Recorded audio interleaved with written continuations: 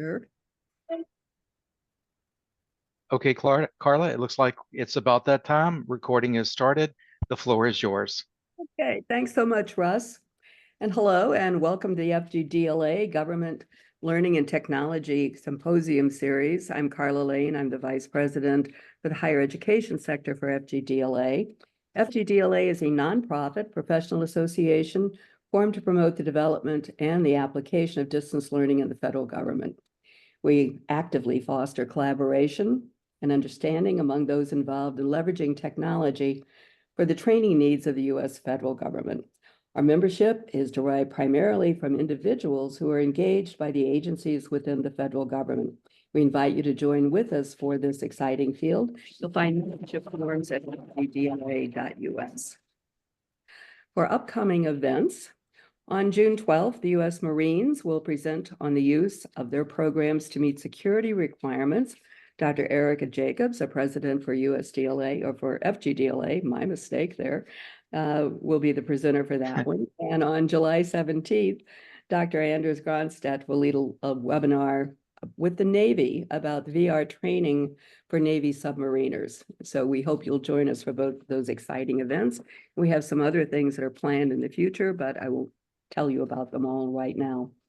We are so proud that Zoom and Moodle have become such valued sponsors for FGDLA. They've been instrumental in helping us present all of our webinars.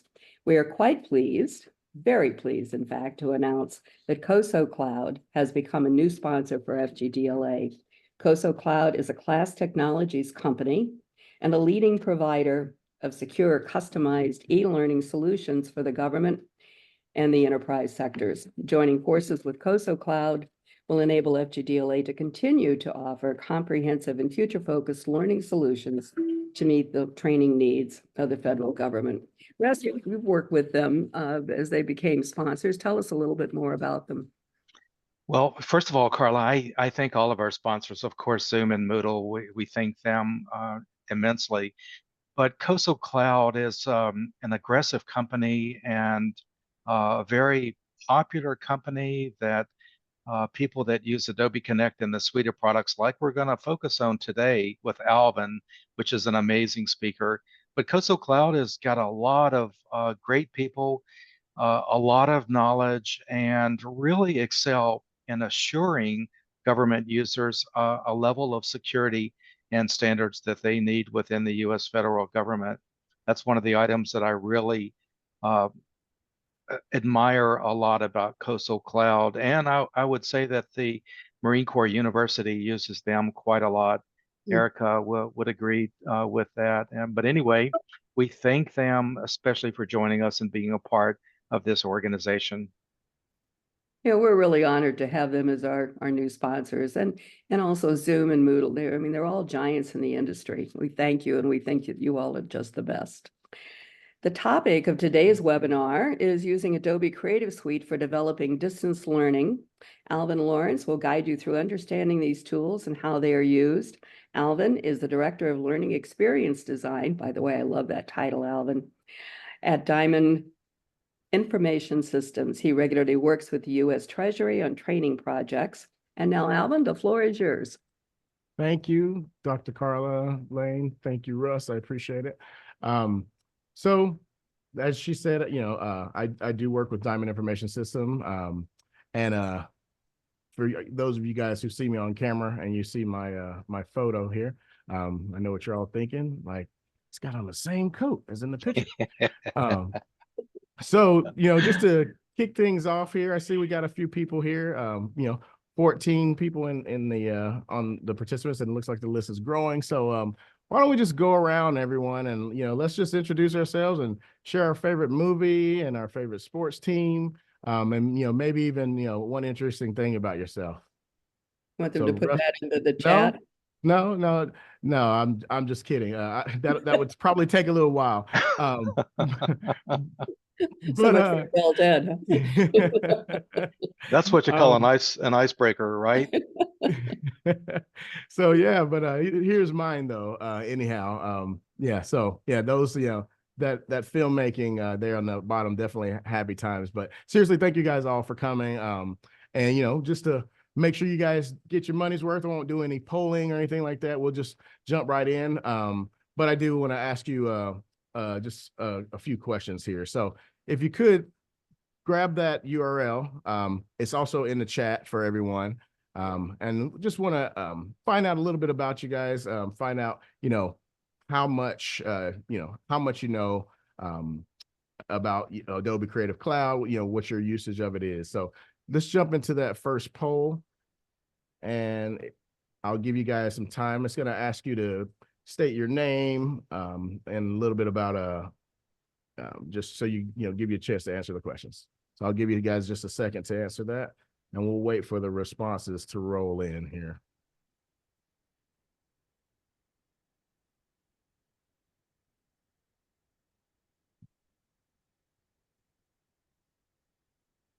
So I know it takes just a second. Ton of applications with Adobe Creative Cloud. So yeah, this is questions really is just looking at what you guys would like to cover the most. So, and if any of you have your, phone, you could even use this little QR code here to scan, or you just copy and paste this URL and join by the web and answer those questions there. So I'll give everybody a few more time. So we got, it looks like one answers come in so far. And take your time. I know it's asking you to log in and or maybe just to put your name in. So it shouldn't be too much. You don't need an account or anything. Okay. Pretty even split right now between Premiere and Audition, Illustrator, Photoshop. I see the answers are still coming in, so we'll wait just a little bit longer. I always like to tell people when you have jumped, when you started using Creative Cloud, you kind of, one of the things I love is so many of the, the hotkeys and the shortcuts are the same. So you feel like once you learn one, you start to just by default learn them all. Okay. And this is surprising. I did not expect so many Premiere. So that's good. That's good. Okay, so it looks like we're probably coming to a close. I don't see the needles moving that much.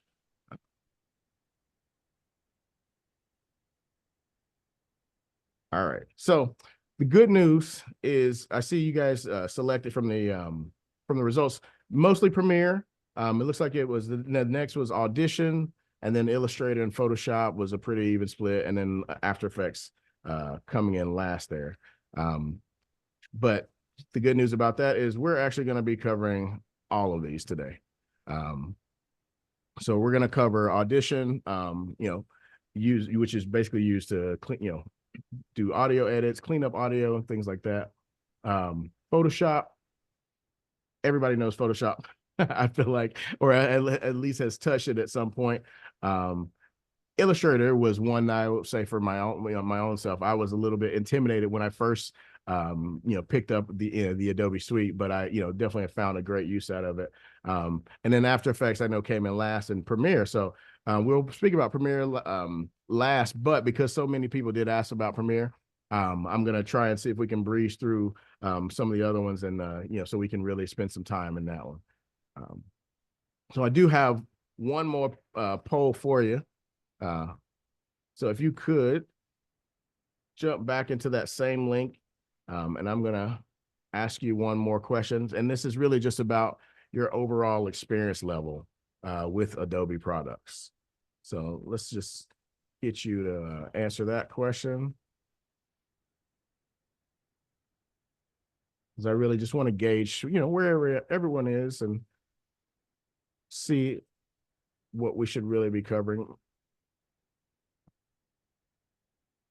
Okay, so a lot of people say they know enough. Is that your answer, Alvin? Well, I mean, I hope I fall towards the latter end of it, since I'm here today. But Yes, we'll see. We'll see soon enough once we get the survey results in.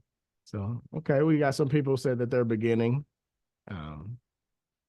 About 2/3 of you say you know enough. We'll wait for those responses to come in.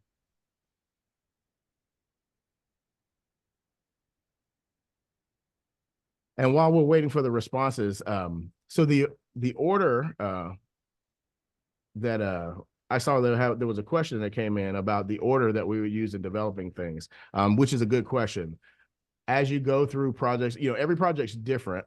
But for my experience in the products that we've created, from e-learning through like change management, adoption type videos and whatnot, everything when it comes to Adobe, everything typically starts, with the audio.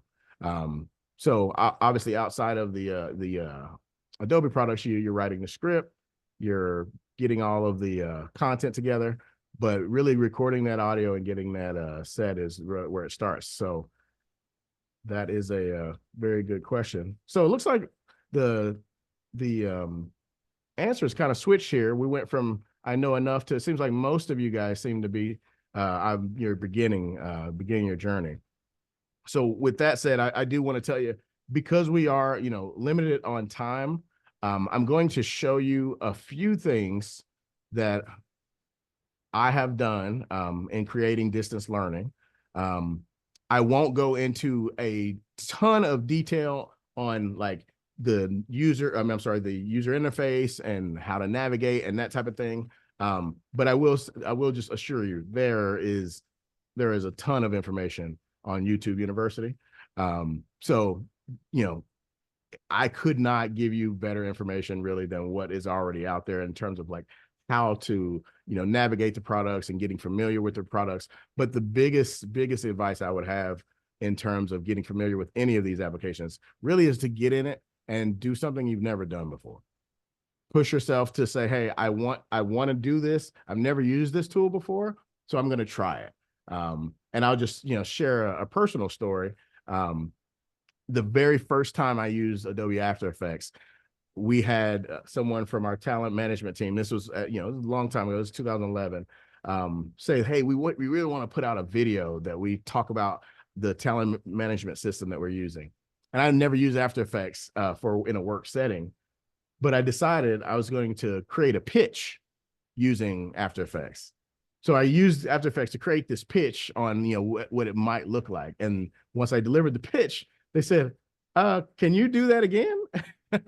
So, that was, basically me kind of jumping in, feet first into the fire to, my journey in using After Effects. And now it's, it's definitely one of my favorite products. And I know it was the last thing you want to hear about, according to the poll. So that is all right. So let's go ahead and move on. All right. So, all right. So most of you guys are beginning your journey. Good deal.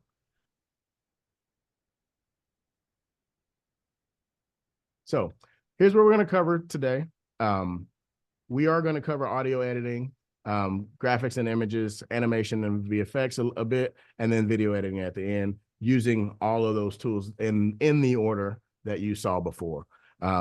So let's just jump right in. I want to make sure again that we have, we use our time wisely here.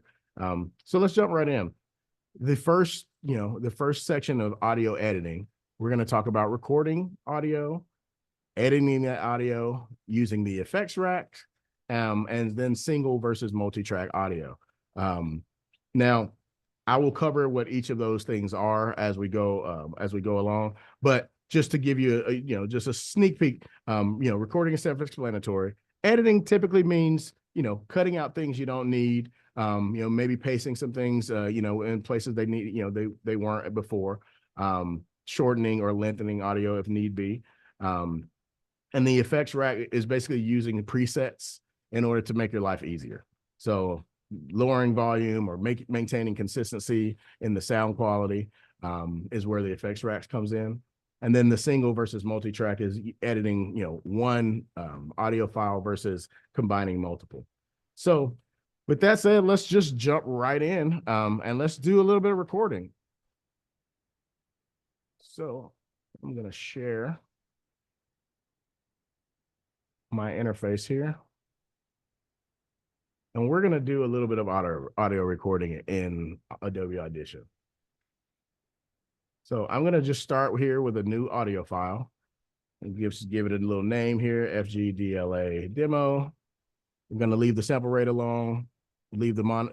We're going to keep it on mono because we don't need stereo. We don't have multiple people or things coming in from multiple sides. And we're going to leave the bit depth alone just because it gives us the most room to be able to manipulate the file with 32-bit float there. So I'm gonna hit OK.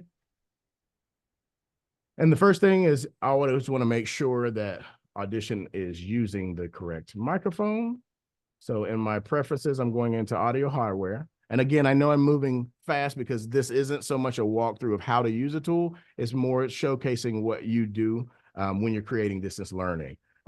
So here we go. If we're recording, I am using the correct microphone. I'm just going to record something here. So we'll start off with welcome to FGDLA, where today we're going to talk about using Adobe products and Adobe Creative Cloud in distance learning. So I didn't like that. So let's start over and let's do it again. Welcome to FGDLA. Today we'll discuss using Adobe Creative Cloud in distance learning. So we'll stop our recording here. And I'm going to shrink this a bit so we can see. So here you're going to see, and I'm going to play this back. So we'll start off with welcome to FGDLA. So we're listening and you can see the parts, the recording, and everybody give me a thumbs up if they can hear that okay. About using Adobe products and Adobe Creative Cloud in distance learning. So I didn't like that. Okay. So let's start. Good, getting some thumbs up. So in editing audio, pretty much, there's a lot of different things that you can do. And there's a lot of different best practices in terms of getting the audio cleanly to begin with. The same is the case for video and images and everything that we're going to talk about. So I'm not going to go into the details about those best practices, but I will say the main thing that we're going to do here is we're going to get rid of some of the noise. We're going to you can look in here. If you see these peaks, you can see that's where my voice was a bit high, and then some of these lows, whereas maybe I was speaking a little lower. So we're going to do what's called compression. So where we try to bring some of those lows up and bring some of those highs down. And then after that, we're going to kind of, make it sexy a little bit and kind of focus on the parts of my voice that sounds better. So let's just do that right now. So first thing we'll do is let's get rid of the stuff that we didn't like. So all of this stuff here in the beginning, I didn't like it. So let's go to the part that we know, and you can kind of see right here. So I didn't like that. That was a big portion. So let's find the part that we really liked. Welcome to FGDLA. Today we'll discuss using Adobe Creative Cloud in distance learning. All right, so that's going to be the part that we keep. So there's a couple ways we can trim this to crop it out, or we can just highlight what we don't want, and we'll just delete it and say, okay, so this is the piece of audio that we're going to work with. Welcome to FGDLA. Today we'll discuss using Adobe Creative Cloud in distance learning. All right, so let's get rid of a little bit of the noise. So what I like to do is I'll go over here in my effects rack, and then I'm going to go to noise reduction and denoise. So I'm not going to go too heavy because the audio in this microphone is pretty clean. So, but we can listen to it. Welcome to FGDLA. Today we'll discuss using Adobe Creative Cloud in distance learning.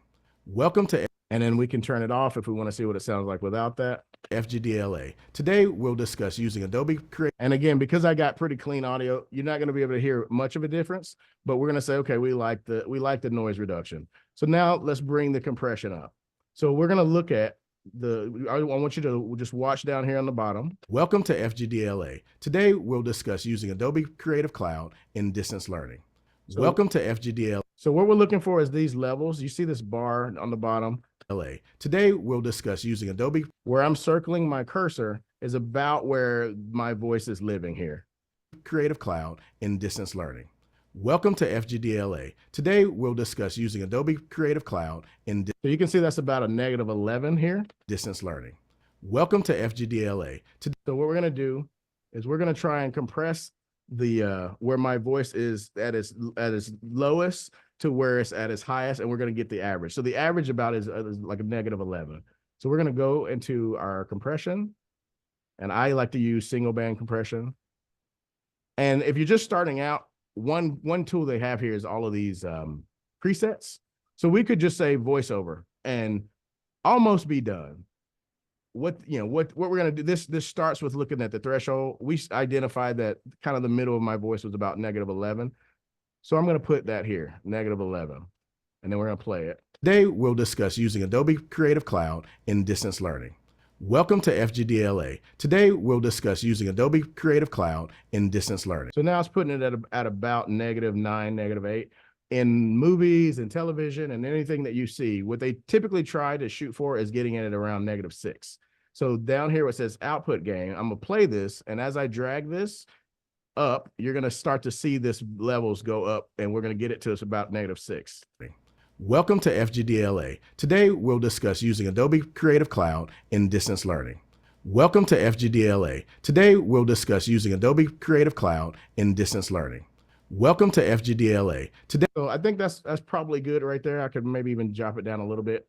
So now we have noise removed. We have it compressed. So now let's kind of pull out the parts of my voice that's doesn't sound pleasing and bring up the parts that do. So we're going to go into our EQ. So this is just like when you're in your car, radio, and, maybe you want a little bit more bass, a little bit more treble. Maybe you don't want as much of the mids. You don't want people just singing. I've worked with Chris Kaplan from Treasury.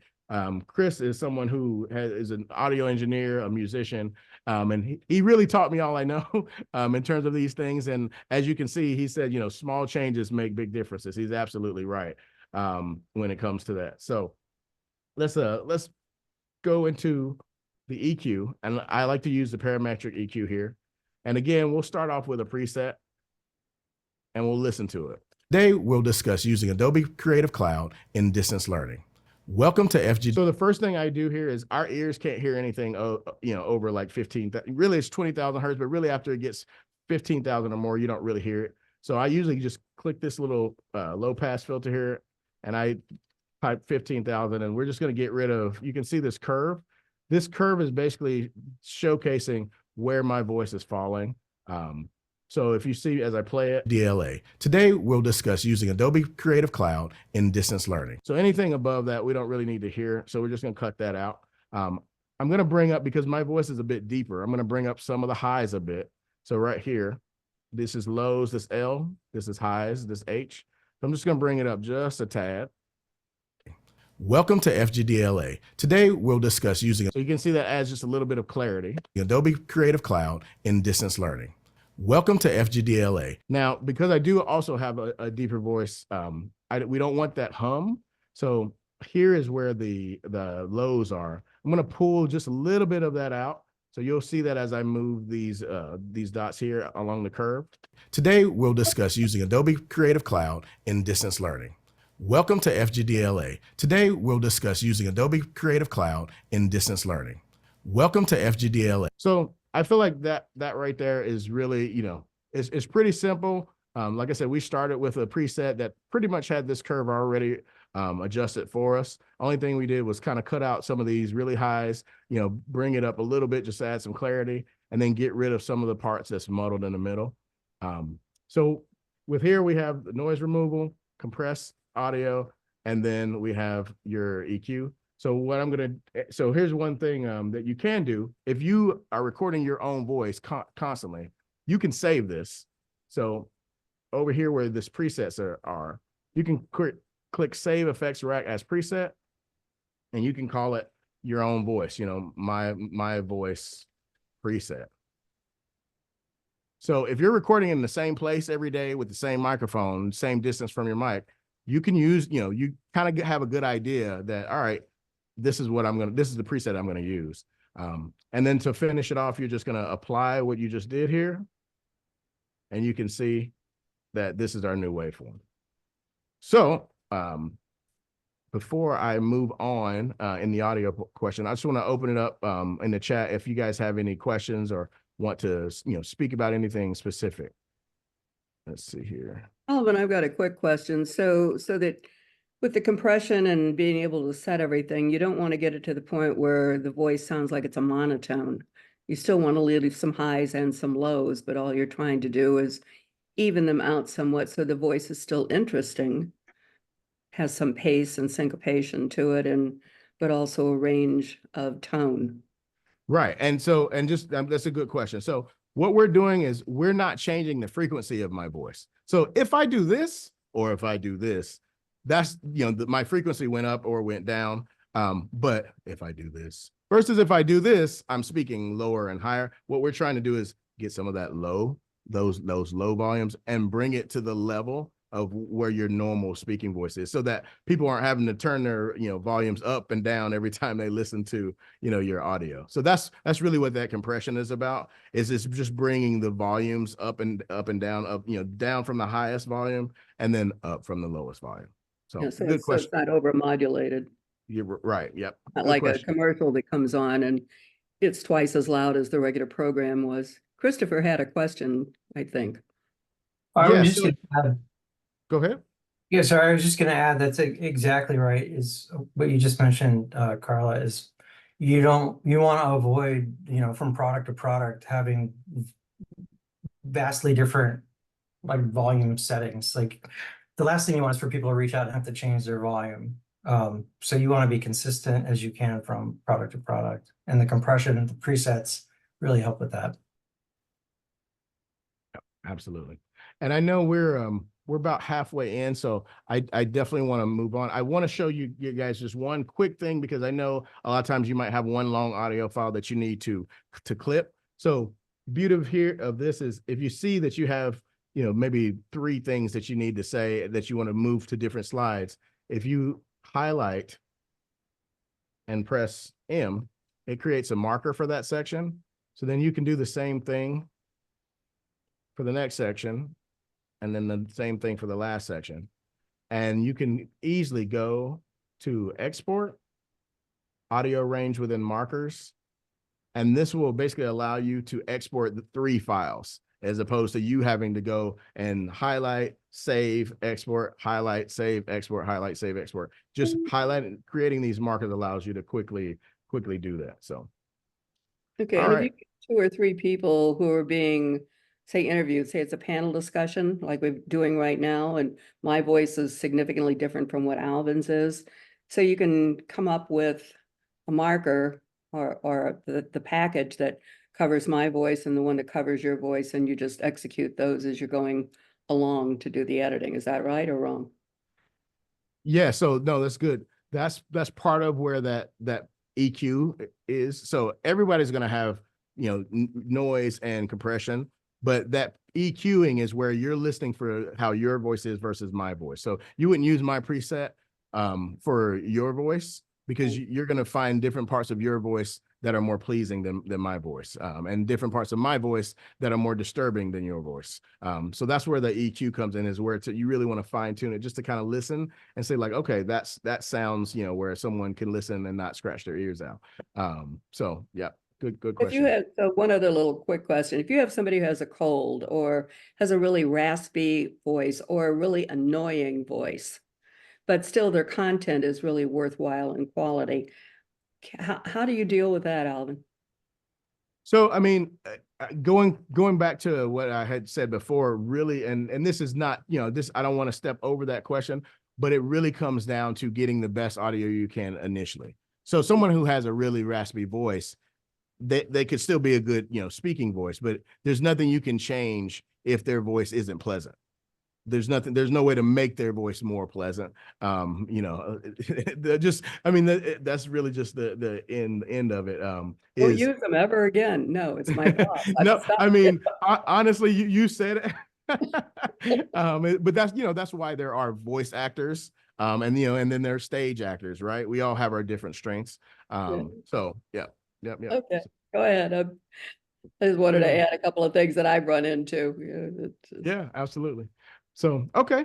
So then after we have our audio, audio is really part of gathering all, those assets together. for the products that you're going to create, whether that being e-learning or, like I said, training videos and different things like that. So next, some of the next assets that you're going to gather are going to be, graphics and images. So I'm going to share how I go about capturing screenshots, because I know a lot of us do training on systems and things like that. How I create layouts and diagrams, and then how I create graphics that are used that will later be used in videos or some type of training product. So let me go over and switch yet again and share my screen.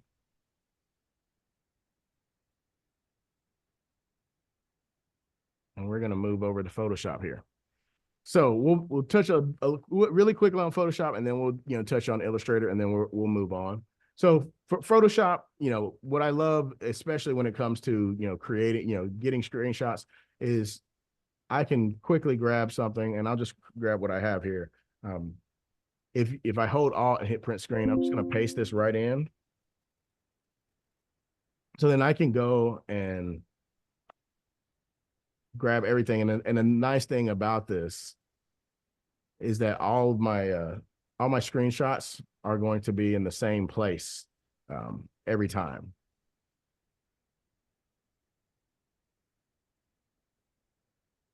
So you can see, like, I don't have to worry about moving or adjusting anything. I just capture my screenshots and go from there. But the real beauty lies in once I have all of these screenshots. So you can see down here, it created layers for me automatically. So I have these layers that I just use to capture screenshots.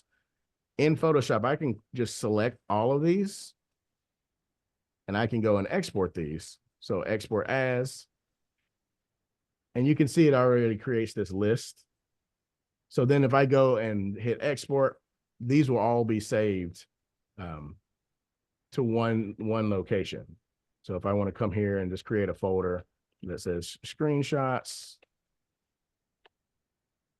and select that, now I can go into that folder, and all of the screenshots that I just took are there for me. So I don't have to paste one in an email, and then paste another in an email, and then paste another in an email, or you go into Snag it and then save it out, and then save it out and then save it out. I can just screenshot paste, and then export them all as one.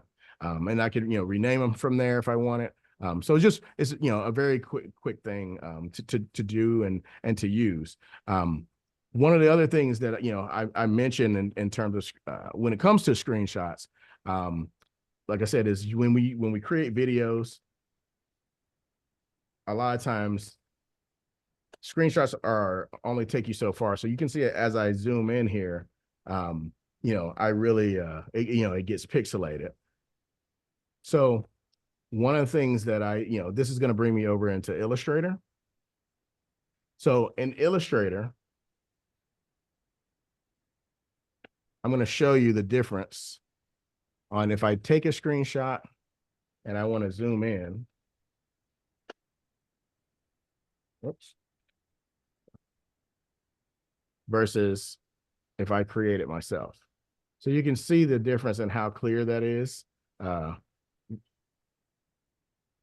you might ask, well, where would I ever need to zoom in, far or whatnot? I'm going to show you in this video. So let's look at a video where we had to do just that, is zoom in.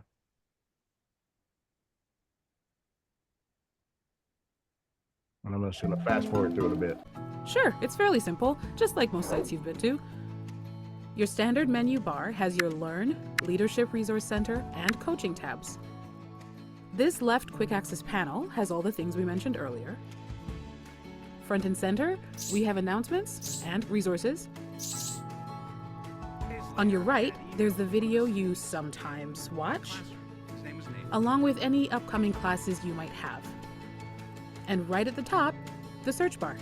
Almost every site has a search bar nowadays. So go back. Registering for classes is one of the main reasons. So this was a video that we created for the Treasury Executive Group to talk about their new website and how it could be used, TEI Connect.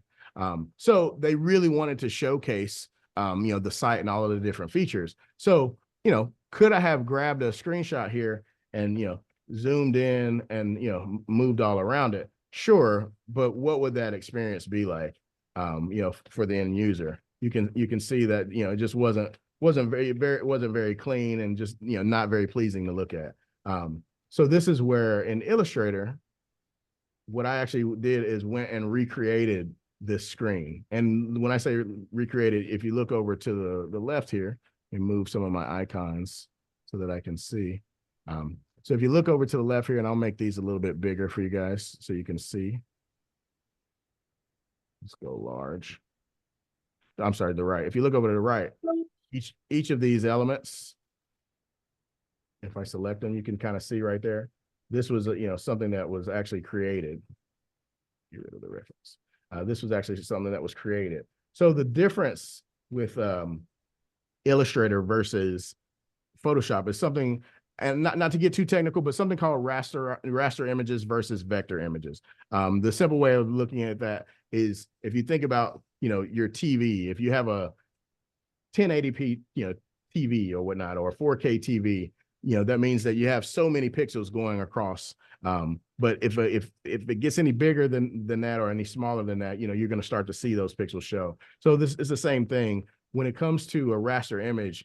That image is set. It's set with a certain amount of pixels. So when you scale it up, all you're going to see is those pixels come to life in action. To say, oh, well, there it is. Those are all those pixels I've been looking at. That you might not be able to see when they're zoomed out like that. Whereas when you're dealing with a vector image, it's all based upon math, essentially, and percentages, and being able to say, okay, well, this image is this percentage away from this age or whatnot. So nothing that you need to remember, but the computer remembers that for you, and which is why you can manipulate it in any way that you like, and you can export it to any size you would like as well. So I'm gonna stop sharing here, or I'm gonna go back to our PowerPoint and see if we have any questions about graphics and images.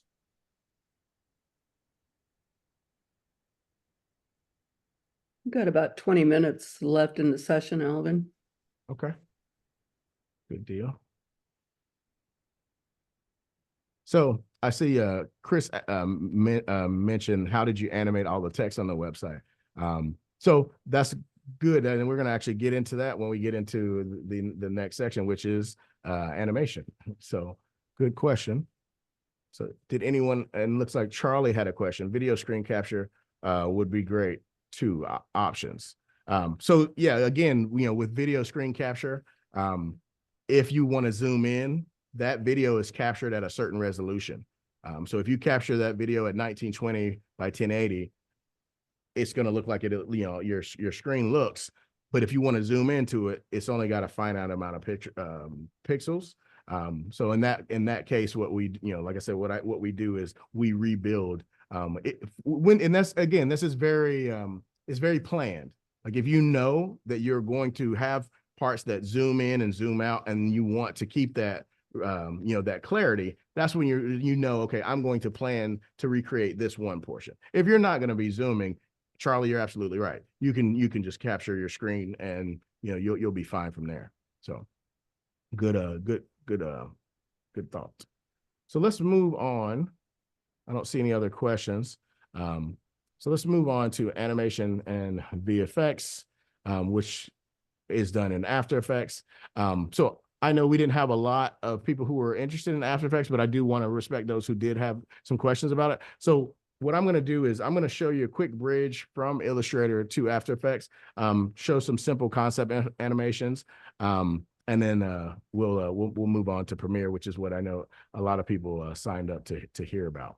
So let's jump in, and let me share my my screen for After Effects.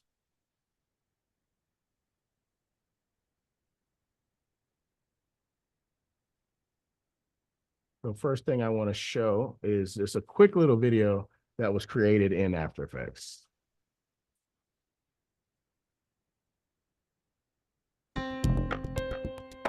Succession management is defined as a systematic process for identifying and developing the leadership competencies of employees to fill formal leadership positions in the agency. But what does that really mean? In any organization, the road ahead winds through a changing landscape. OCC leaders look down the road and develop a plan now to anticipate the needs of the future mission. Succession management. So we're going to stop here and we're going to take it back to this beginning. So sometimes I know with After Effects, it looks like it could be intimidating because there is a lot to it. But there's also some very, very simple things that you can use to create animations like this that explain concepts. So I'm going to walk you through just very quickly creating a small portion of this animation, which hopefully answers the question on how to animate text as well, Chris. So we're going to bring in some items, some assets that we already created in Illustrator. And I'm going to give you guys a little just bonus here. If you guys use Adobe Bridge allows you to see all of the elements that you have without having to go and open the application. So if I wanted to, if you notice when I'm in my folder here, if I go into icons and I look at this diverse, people here, I think it was in character, sorry. All I can see is this. Even if I go to, a thumbnail view, I can't actually see what's in here. So I'd have to open up Illustrator. With Adobe Bridge, it works just like your browser, where you can, kind of click back and forth. Same thing here. I can click back and forth, but it allows me to actually see what's there. So just a quick little tidbit. So I'm going to drag this over into After Effects. And it's going to basically ask me if I want to bring it in as one image or if it wants to bring it in as a composition. I'm going to bring it as a composition, which just basically shows me all of the different elements. So we're going to create a new composition very quickly. And I'm going to take little guy here. And I'm just going to paste him right into our composition here. So already, we got one part of this animation done, which is just having our little guy in here. So one thing you saw in the video is that, he was moving along, they were moving along this conveyor belt or whatnot. So I'll show you just a very quick way to do that. Let me add a little background. And then we'll add a shape layer. So this is going to be used to create that little conveyor belt. So I'm just going to quickly create a line going across. And we'll give that line some thickness.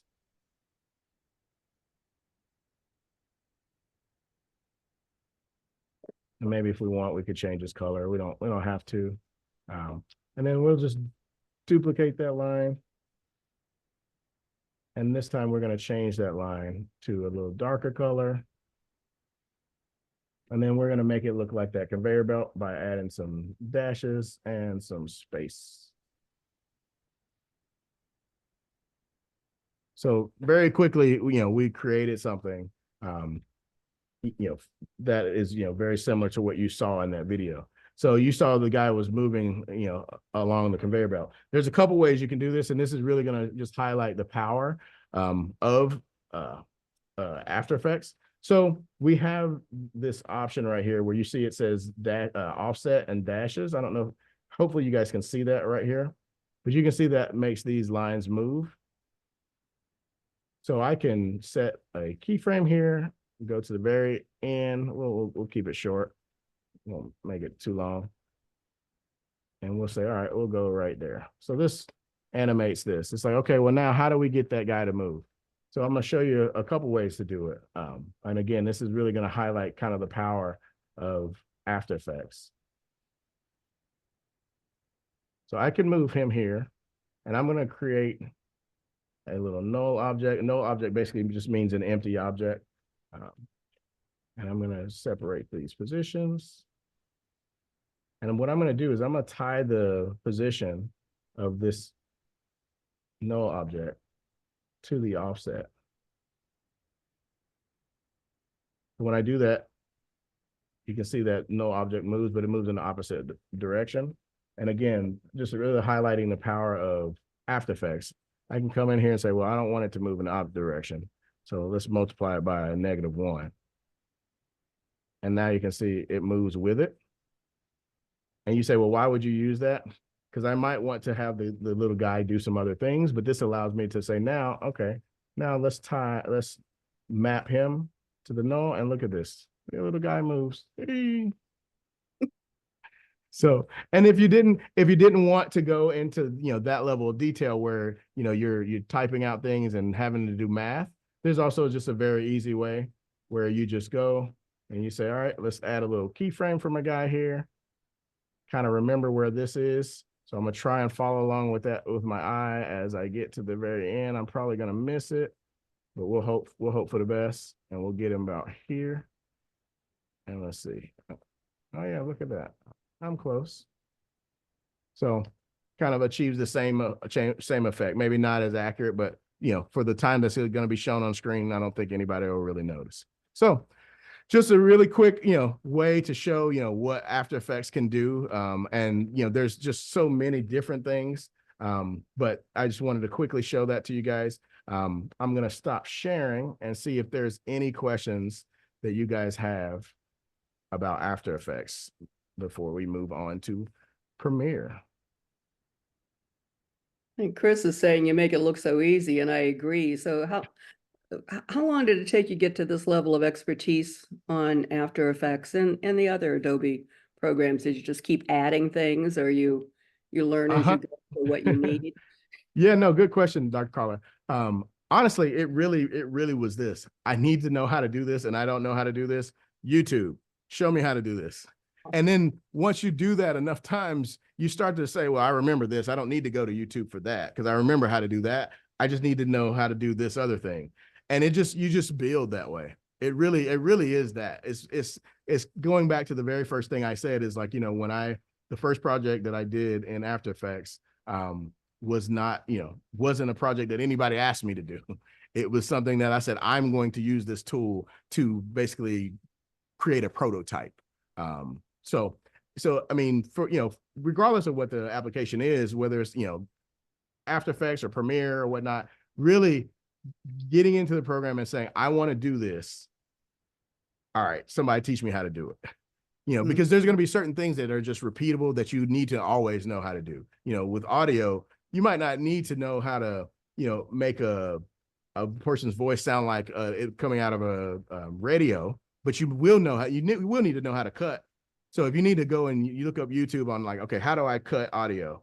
You look that up, and now that's stored in memory because you got to do that like, maybe 4 times a month or something like that. Whereas maybe you don't need to make the audio sound like a clock radio, but once every other year or something like that. So that's really how I learned though, is just asking myself to try things that I don't know how to do yet. So 18-hour days, right, Alvin? No, I mean, what I just went through with you guys, I think that took me 5 minutes. It's probably a YouTube video on it where he's talking a little slower, and and it, maybe it's a 10-minute video or something like that. So yeah. Okay. Yeah. So let's move on to, I know we have the time is passing. So yeah, you got about 10 minutes left. Speaking of 10 minutes. Let's move on to some video editing now. So I'm going to share my screen. And let's get into Premiere. And I can tell you, out of all the applications that I use, Premiere and After Effects are definitely my favorites. So I have a couple projects here that I want to show, and for a couple reasons. We talked about basic edit. We're going to talk about basic edits. We're going to talk about some sound design, some color grading, and transcribing and adding captions. And because I feel like in distance learning, adding captions to things is probably one of the things that we're going to need. I'm just going to actually start a little in reverse. And I'm going to start with showcasing just the power of Adobe Premiere in that way. So here we'll play this just a little bit. Computer's fine. I'm calling to get my transcripts for the TEI session I took last year. So this was a video that we created, and we had to, go and put all the captions in, for 508 compliance or whatnot.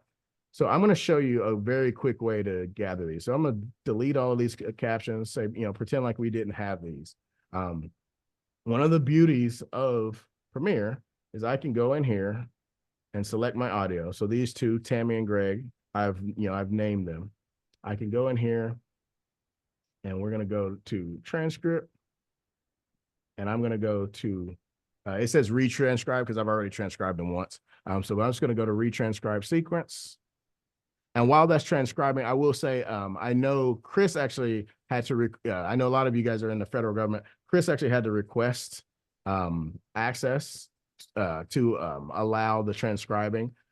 So if that's not a feature that you currently have, if you're in the federal government, it is something that you should be able to request, from your administrators. So you can see here, it did pretty good job transcribing all of this. So, if we click on this and we play it, it'll take you to where it is in the video. But we're not done. Now we can go and say, create captions from what was transcribed. So we create captions. We're going to leave the defaults and hit create captions. And you're going to see now up here at the top, it did a pretty good job of transcribing this. Greg, hey, there you are. Want to grab lunch? Hey, Tammy. Maybe make it a little bit bigger so if you guys can see it. Can't. I need to make a call. Ooh, I know that look. Help desk? No, my computer's fine. I'm calling to get my transcripts for the TEI session. So there's small adjustments you'll have to make here, right? It says for the TEI session I took last year, but you can go right in here, double click on that, and you can just write TEI, and you can see it changes real time, right there in front of you. So huge time saver, for getting captions and making sure that, your videos are 508 compliant. So like I said, I wanted to make sure we showcase that. Any questions about the transcribing or the captions before I move on? Yeah, no, Charlie, you're right. Definitely nice capability for sure. So, all right, so let's go into some actual videos that we've created. Now let's take a look here.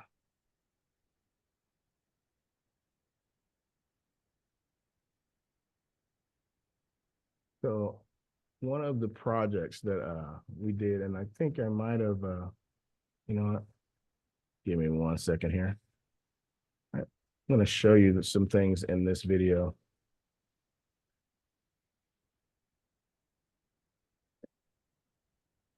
So, and I'm going to ask you guys, while I find this one file really quickly, can you guys, just put in the chat anything that so far that, maybe that you've learned.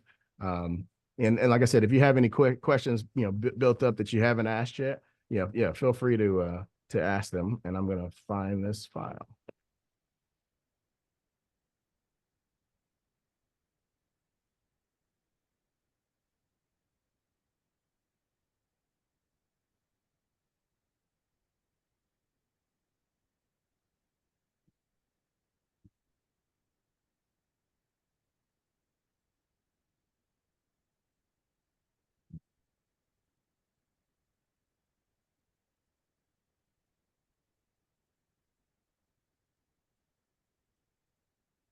Okay. Let me go back now. All right. So here we go. Have this video up. Let's see if you guys can hear this.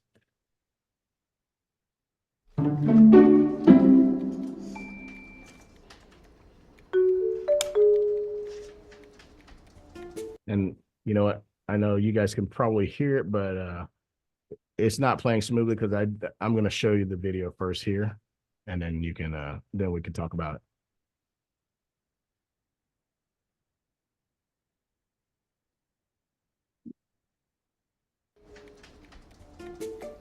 Ooh, what's that? Oh, the Career Ladder Promotion Automation switch in HR Connect. You turn this on? Career ladder promotion. Automation! I've heard about this. Automatic promotions? Sounds like more responsibility. Great.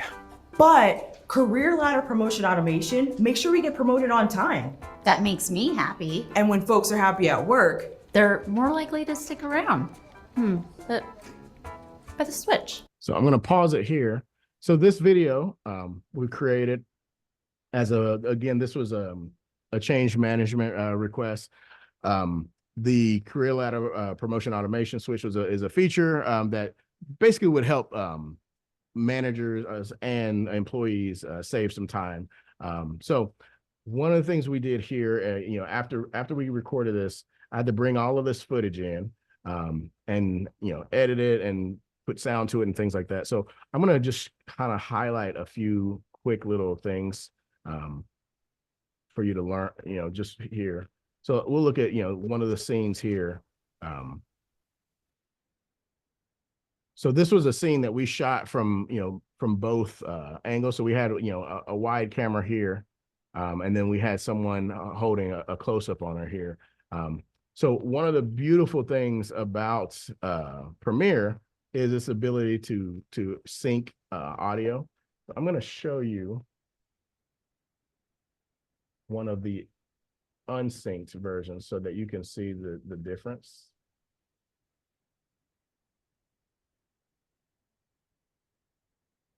All right, so here's this is just a really quick scene.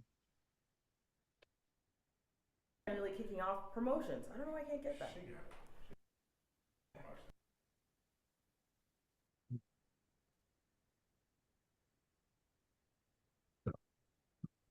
Let me see here. So if this was, let's just say this was, so right now this is synced. So the audio that you're hearing.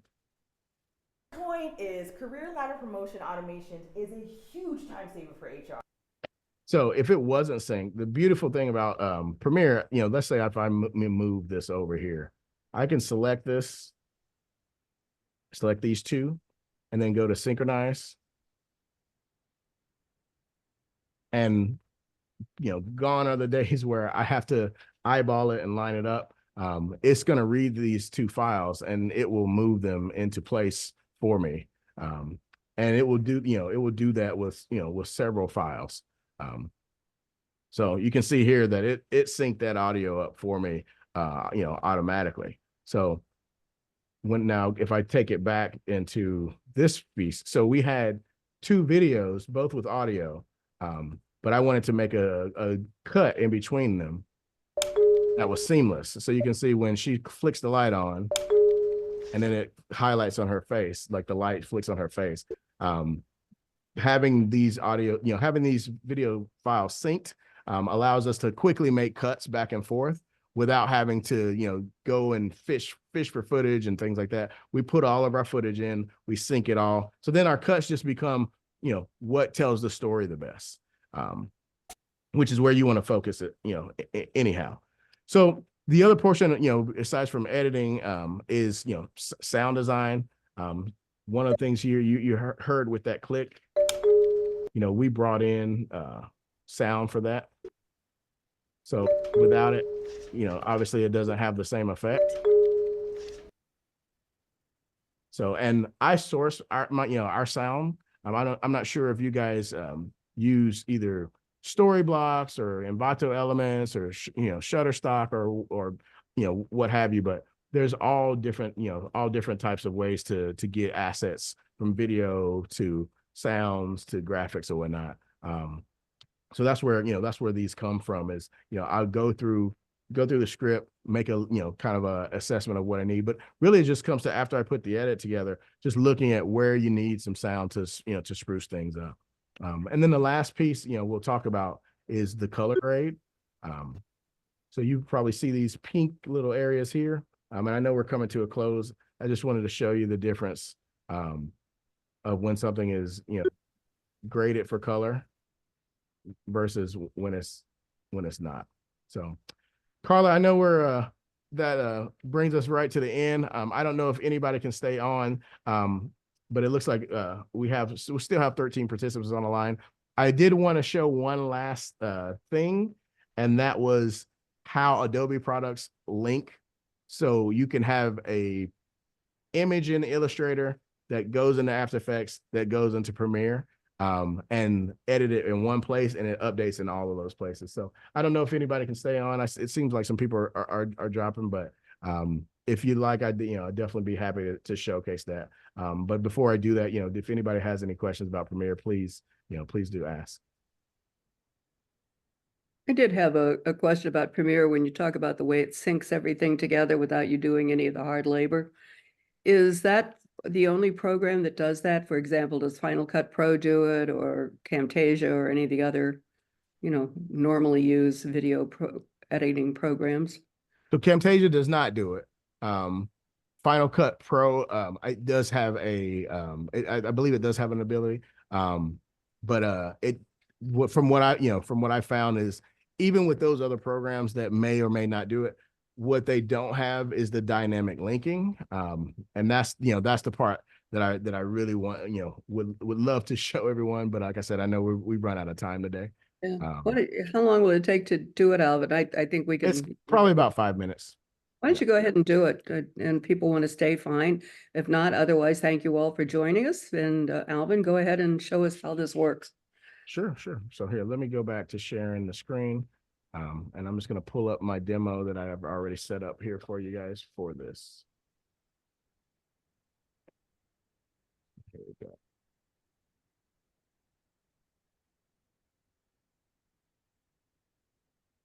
So here we just have a video file, just of a guy. And let's just say, we want to bring in some assets from After Effects.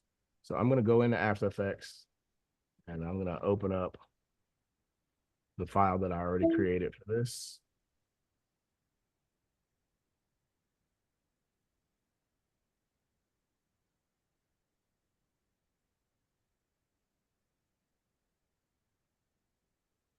So the demo file.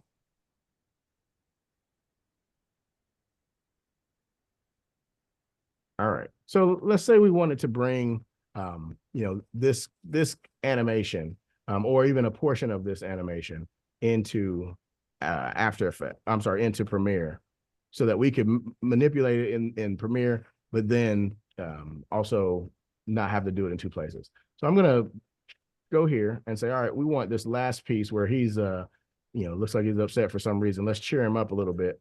So I'm gonna cut this, and then I'm gonna right click on this and say replace with After Effects composition.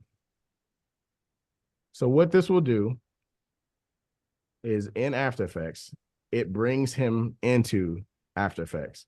So then if we have an animation, and I'm gonna use what we already created here just for time's sake, I'm just gonna remove this background so we don't have to worry about that. The background. And let's just say we wanted to bring this entire animation in. So this comp one, I'm just gonna grab it and drag it right into this here.